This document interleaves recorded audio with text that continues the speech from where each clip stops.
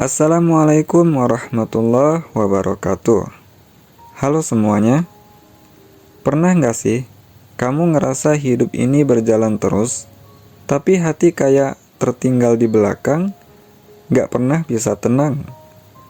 Kita beraktivitas seperti biasa, misalnya kerja, sekolah, ngurus keluarga, tapi di dalam hati ada rasa sesak, nggak tahu kenapa. Rasanya kayak ada beban yang gak kelihatan.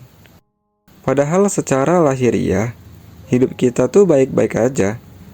Tapi batin kita gak tenang. Pernah ngerasa kayak gitu? Tenang itu bukan soal sepi. Tenang itu soal damai di dalam diri. Ada orang tinggal di tempat sunyi, tapi pikirannya gaduh. Ada orang tinggal di kota bising, rame, tapi hatinya lapang. Nah, hari ini kita bahas ini pelan-pelan ya. Kenapa hati kita sering gak tenang? Dan mungkin ada hal-hal kecil yang tanpa sadar kita lakukan setiap hari, yang tanpa sadar ini jadi penyebab hati kita belum bisa tenang dan damai. Pertama, menunda-nunda yang seharusnya segera. Kadang yang bikin hidup berat itu bukan masalah yang besar, tapi bisa jadi hal-hal kecil yang kita tunda terus-menerus. Kayak misalnya sholat yang ditunda, minta maaf yang ditunda, pekerjaan kecil yang kita anggap nanti ajalah. Bahkan istirahat untuk diri sendiri pun sering ditunda. Sampai akhirnya, kita dikelilingi oleh tumpukan kewajiban yang belum selesai. Dan itu berat kan? Akhirnya dalam diam, kita mulai merasa bersalah. Dalam hati, sebenarnya kita tahu kita bisa lebih baik dari ini. Tapi masalahnya, kita nggak mulai-mulai. Hati yang terbiasa menunda akan kehilangan kepekaannya. Rasulullah Shallallahu Alaihi Wasallam pernah bersabda, sebaik-baik manusia adalah yang paling cepat bertaubat setelah berbuat salah. Artinya, bukan tentang siapa yang gak pernah salah, tapi siapa yang segera sadar dan segera kembali. Gak nunda-nunda untuk menyadari, terus kembali. Allah tuh sayang banget sama hamba yang langsung kembali. Bukan yang sok kuat, tapi yang jujur, mengakui salah, dan cepat memperbaiki. Coba tanya ke diri sendiri, apa aja yang selama ini sering kita tunda? Padahal itu yang justru bisa menenangkan hati, kalau nggak kita tunda-tunda. Nah, pelan-pelan, kita coba lihat ke belakang, cari tahu, hal apa saja yang sering kita tunda. Terus pelan-pelan kita coba perbaiki.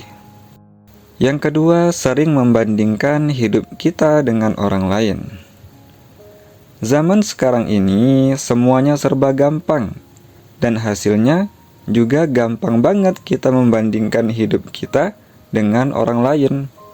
Buka Instagram, TikTok, YouTube, terus lihat orang liburan ke luar negeri, nikahnya romantis, punya rumah besar, kerjaannya mapan.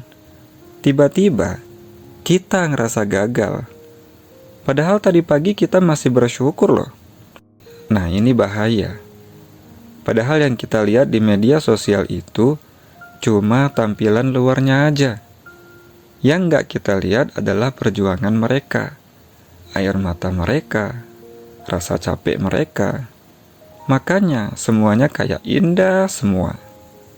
Dan yang lebih bahaya lagi, kita jadi nggak lihat nikmat yang ada di dalam hidup kita sendiri.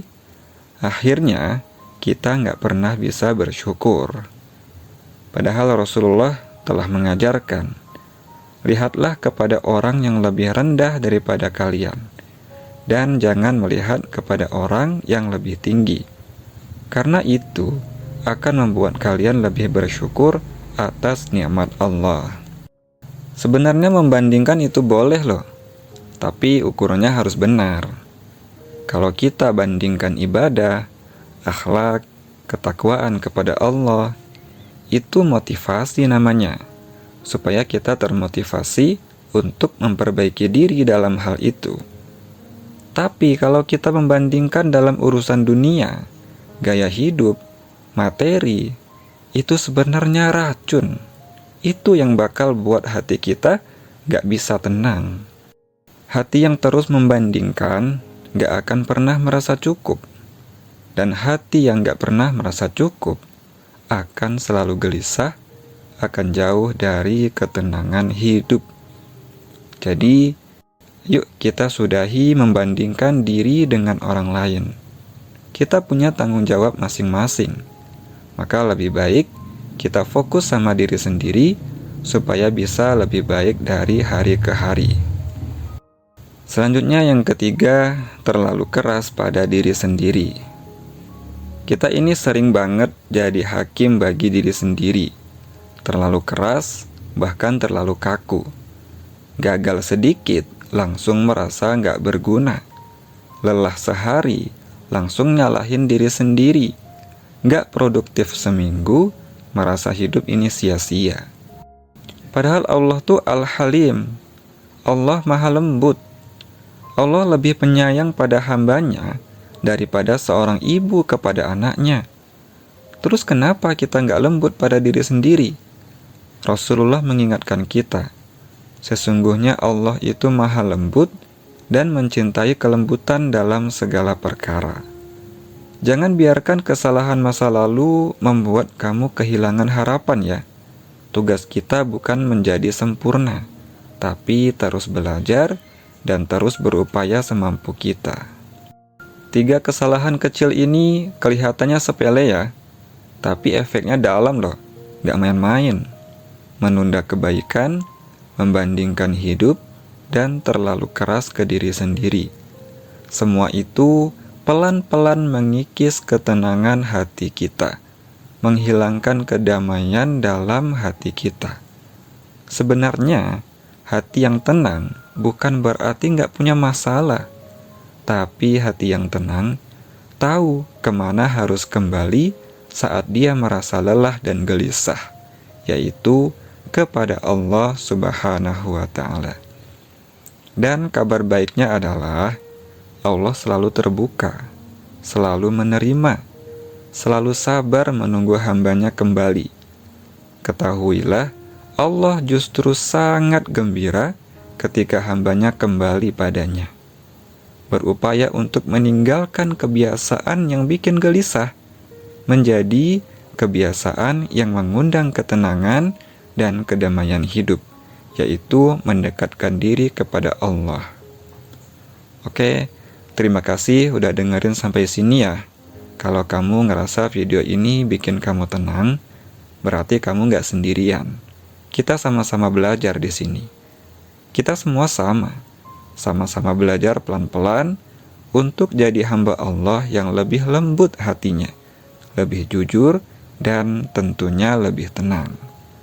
Kalau kamu suka konten seperti ini, bantu sebarkan ya, biar makin banyak orang yang sadar ketenangan itu nggak datang dari dunia, tapi dari hati yang terhubung sama Allah Subhanahu wa Ta'ala.